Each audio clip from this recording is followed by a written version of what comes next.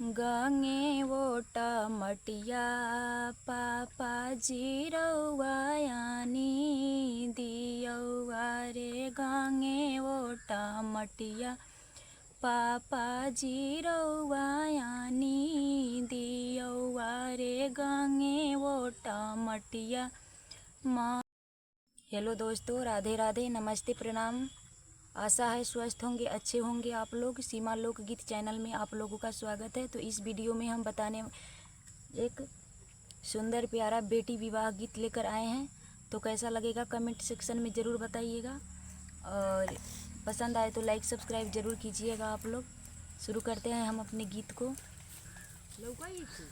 गंगे वोटा मटिया पापा जीरौआ यानी दियौआ रे। गंगे वोटा मटिया पापा जीरौआ यानी दियौआ रे। गंगे वोटा मटिया मामी जीरौआ बेदी बानुआ रे। गंगे वोटा मटिया मामी जीरौआ बेदी बानुआ रे।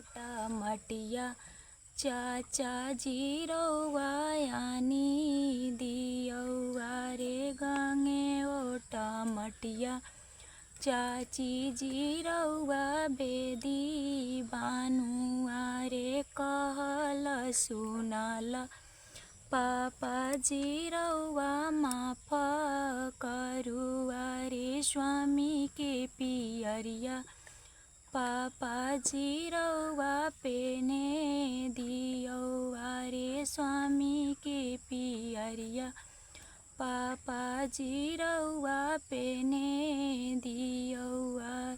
चंदावा सूरजवा जैसे बेटी चमकले अरे। चंदावा सूरजवा जैसे बेटी चमकले।